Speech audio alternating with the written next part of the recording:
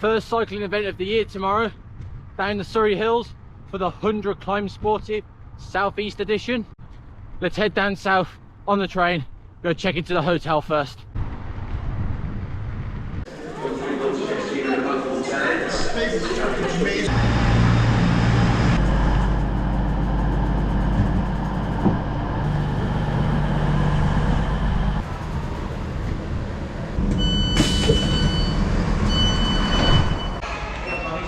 Go. Right, let's go head off to the Leith Hill premiering and let's talk about this weekend's plans.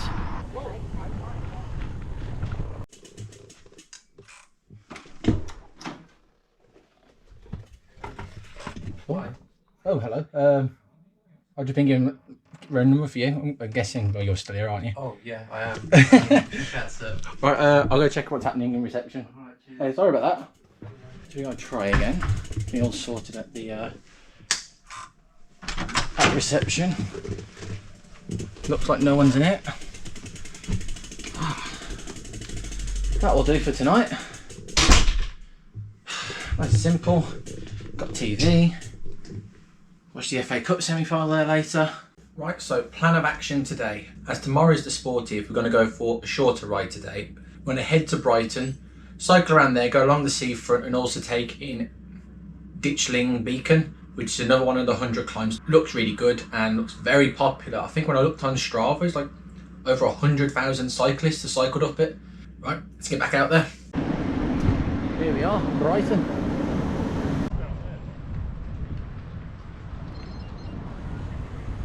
Not a bad view to start a ride, is it? Nice and warm as well, about 20 degrees. Which will be nice, warm up the legs ready for tomorrow, where the real work is.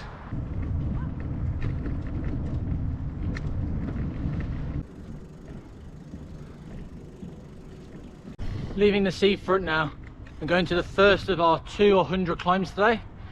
Steyning Bostal is the first one. Let's get there.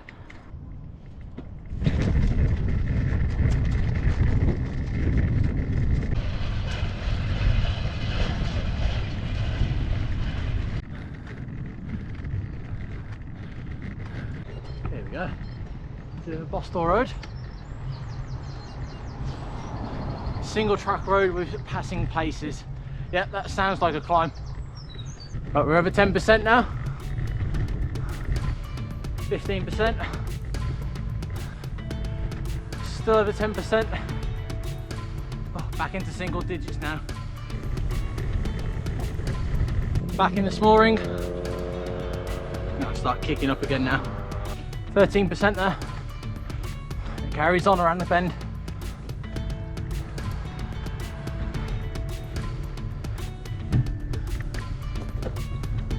Well, I think we want to get a view here at the top. With these hedges finally out the way.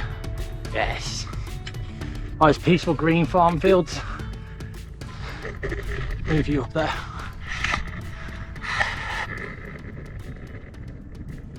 Not a bad view. Quick U-turn, back down the climb. We're now going to head towards Ditchling Beacon. And we've got about 17 miles left of this ride.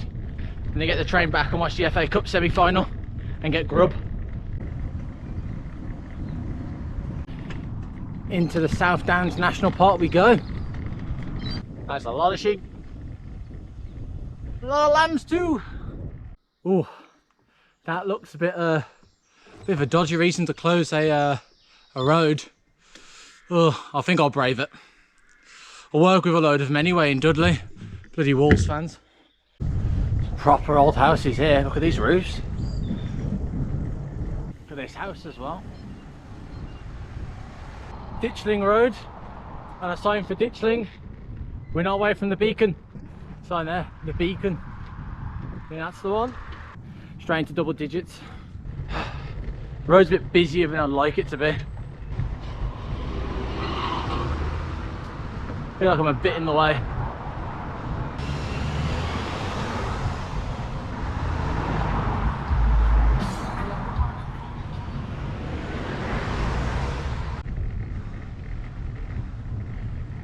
I actually stopped the crash here, so the car here wants to overtake me, but there's obviously a car coming the other way, so I've signalled to stop. Then tickled it to go through here. You can't see here because of the glare on the window, but he did actually wave and said thank you. Like I said, it's just too busy on this road. Most of this has been over 10%. I just haven't spoken much. I've been concentrating on what's been behind me, which is a shame. Distracting. It's not a bad view over there. Oh, there's Brighton, the football stadium. There we go. Ditchling Beacon done. Best way to describe that climb, I felt like I was trespassing there in a beautiful area. I bet when you climb that road during the London-Brighton ride, I bet that's absolutely stunning. I imagine they closed it off with how many people do it. Doing it whilst cars are on it. Yeah, I didn't feel great. It's might have been a lovely area. Right, let's get some pictures, and then next time I'll see you will be in the hotel. Back to watch the football. Only 27 minutes late, not the end of the world. Evening snacks acquired. And I still got to go have my evening meal as well over at the Beefeater. You can tell I'm new to all this vlogging malarkey. I forgot to take my camera to the restaurant to show you what I was having tonight. Right, after a good day's ride, it's now time to go to bed and ready for the big event tomorrow. Looking forward to it, but good night's sleep, get me prepared for it. Right, night, and I'll see you tomorrow morning. Premier Inn, they guarantee a good night's sleep. That's exactly what I got. Very happy. I'm gonna make this cup of tea, get changed, pack all my bag, and then I'm gonna head off to the village hall and get ready for the Sportive. And I'll tell you more about how it's gonna work, because this Sportive isn't normal compared to most Sportives where you have a set route. This, you have to actually plan your own route. But like I said, I'll explain more when I get there.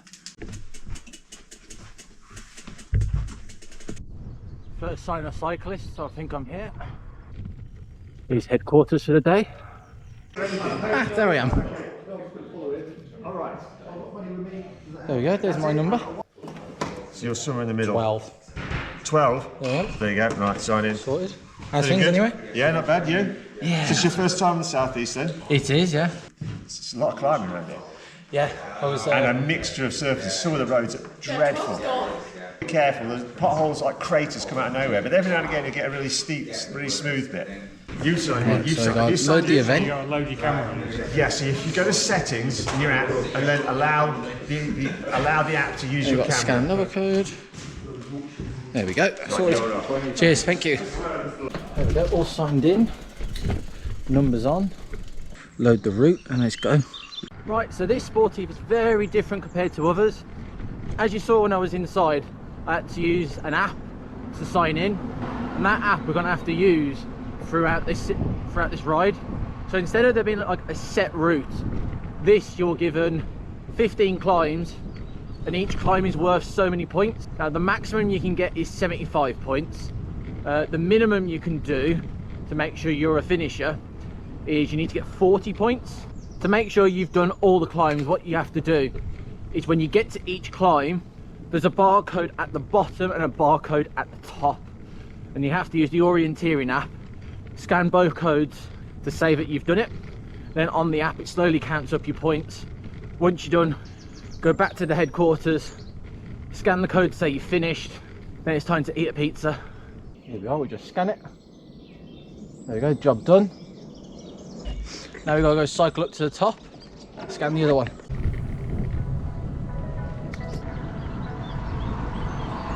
Think that ahead, going through that tree tunnel, looks like it starts ramping up.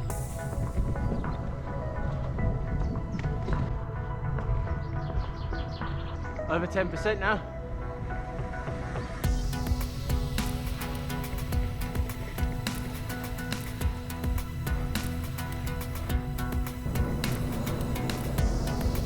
I can see the end of the climb barcode. Let's scan this.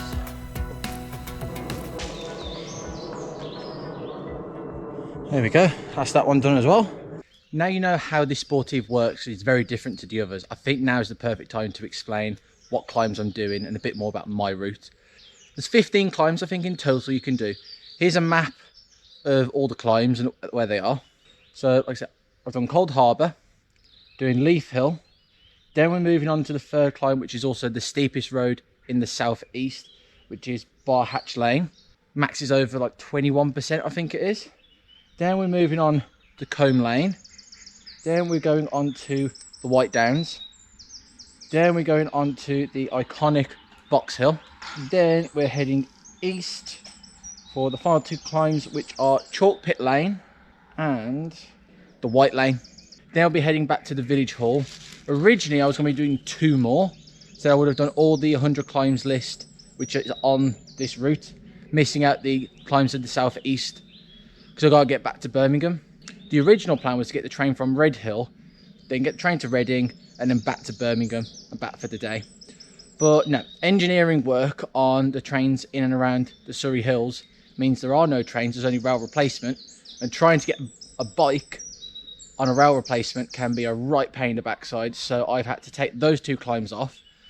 My route is now 70 miles instead of 90, but I'm now having to ride to Reading afterwards, which is an extra 40 miles, which I am not best pleased about. And if I get the train, which I'm currently planned on getting, I'll get back to Birmingham for 10 to 10. Right, let's get to Leith Lane. Leith Hill even.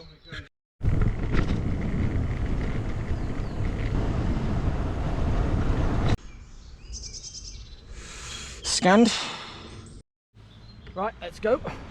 Oh, I'm in the wrong gear here, Jesus Christ.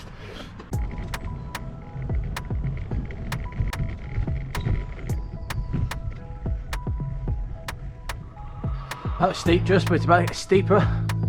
Let's just reach 18% then.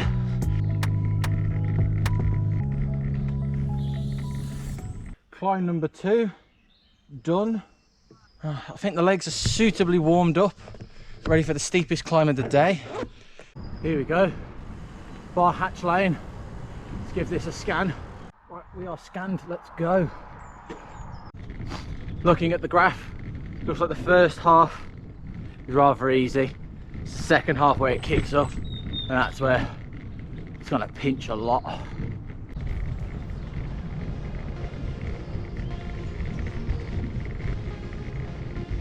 Been hovering mainly around 2 to 5% so far. So light work. Just the start of the ramping up. So far this has not been a 9 out of 10 difficulty. Still not been that difficult so far. This really must have a grand finale for it to be 9 out of 10. I can see it ramping up further ahead. 13%. Yep, we started to pinch now. Getting there. I can see the summit sign. Yeah, we need to have a chat about this climb at the end of this. Let's get to the top, scan it, and then we'll have a chat. Scanned. Right. That is a 9 out of 10 rating apparently. Not having that. That is a hard 7, probably more an 8. It's challenging, don't get me wrong, it's not easy at all. A 9 out of 10? I don't think so. Especially when you compare it to Mo Cop, which is a 25% killer mile, which is rated a 9 out of 10 as well. Just, it doesn't compare. Anyway, still that's an achievement. That is the toughest climb in the southeast done, which I'm happy about. Climb number 3, Combe Lane I think it's next, then Box Hill.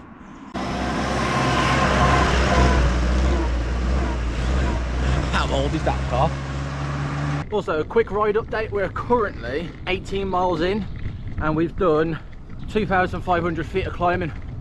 So it's been a punchy ride so far. Surrey Hills have the tag of area of natural beauty.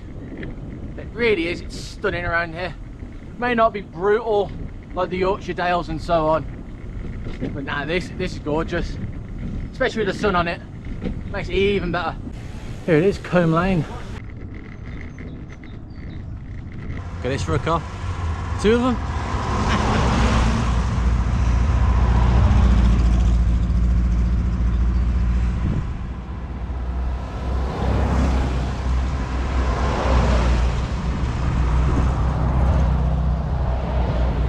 What is going on there?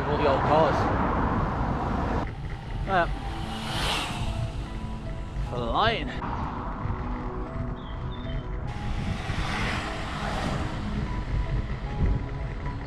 Steep this bend. Ah.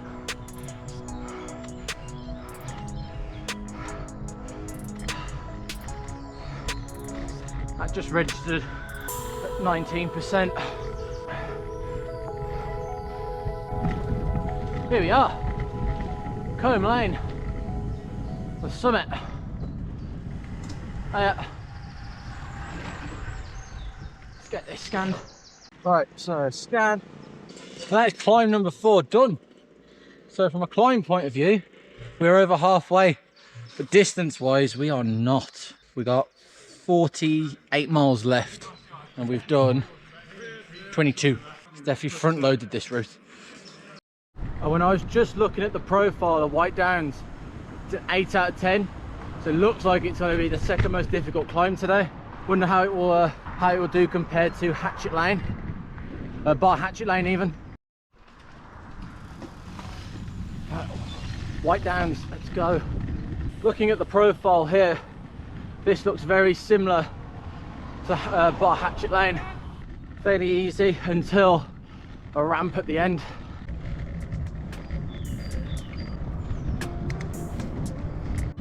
%. So it's got to kick up again soon.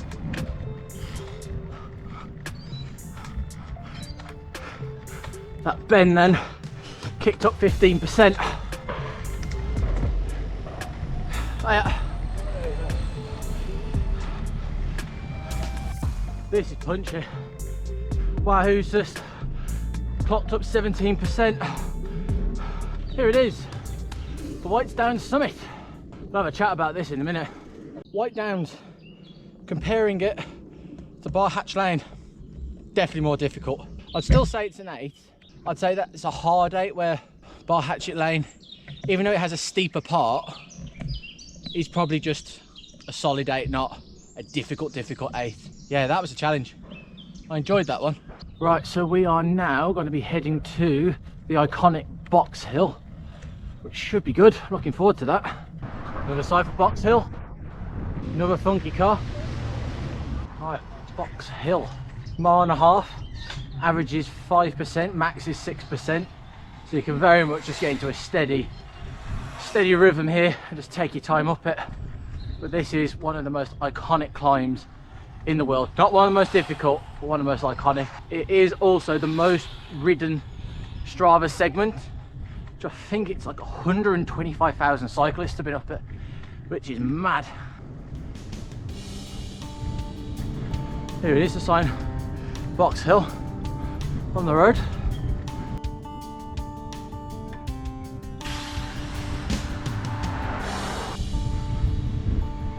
Oh yeah.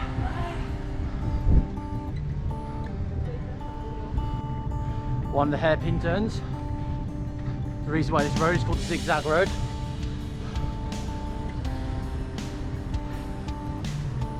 Look at that. Nice. Zag white stuff in the middle. Can someone tell me in the comments what this is supposed to be? Well, it's cool, but I just don't know what it is. I heart cycling. Yeah.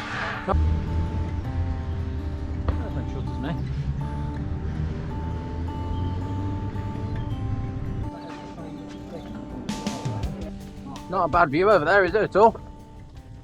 May not be the most challenging climb in the world, but that is an awesome view. There's not many climbs in the country which can rival a view for that. Nah, it's class, that is. Let's get a few pictures then head off. Could have stayed here a lot longer, taken a lot more pictures, but got a ride to do and a train to get home, and a ride to a train station. Engineering works. Insane. Right, so we've got 5 climbs done, 2 more to go. We are 35 miles in, we've 35 miles left, so we're at the halfway point. And it looks a lot less punchy compared to the first half. But in the first half has been 4,200 feet worth of climbing. But the second half, it's only 2,500. Right, let's go get to the next climb, which I think is Chalkpit Lane, if I remember right. and that'll be climb number 7. Rolls that bus. Chalkpit Lane. See a red triangle there, and I think it says 20%. This road's starting to kick up now. We're into double digits.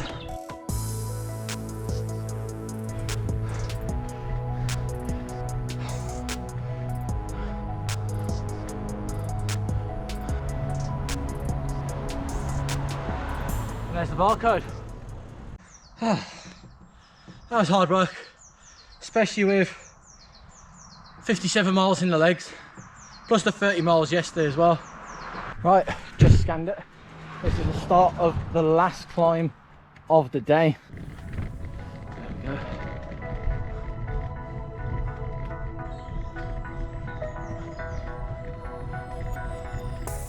So,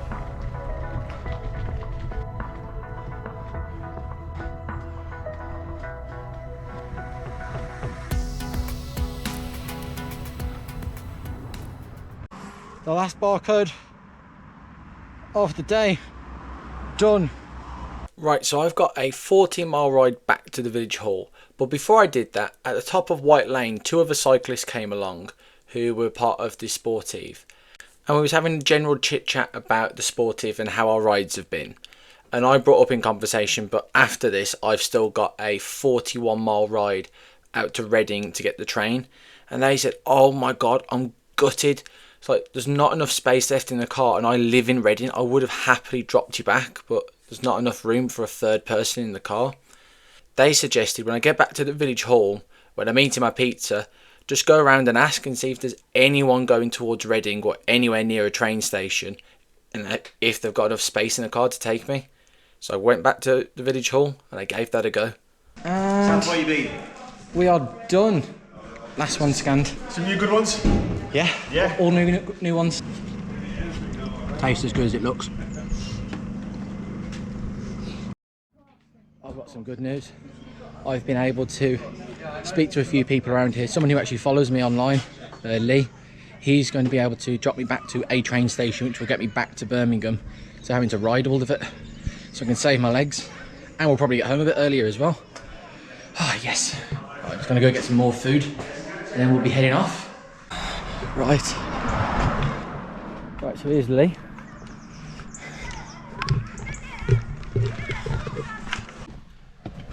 Don't know how grateful I am for this. Thank you so much. Like I said, you've been an absolute lifesaver. No worries. Thanks for helping out. All right. Saved my legs 40 Yeah. miles. It may not be Reading, but the train's much quicker from here. Going back to Birmingham. But not too expensive, so I'll happily take Northampton. In Arden, Birmingham International, this is Birmingham New Street. And we're back in Birmingham and virtually home. All before I was supposed to catch my train back originally from Reading. So that is an absolute win today. Well happy with that. If you enjoyed today's vlog, don't forget to like and subscribe. The next big vlog, it's a big one, it's the Fred Whitton. I'm excited and scared in equal measure for that. I'm feeling a bit more confident after today's performance. The legs performed well and felt like they had a lot more still in the tank to go. Anyway, thanks for watching, and I'll see you next time up another climb on 2 wheels.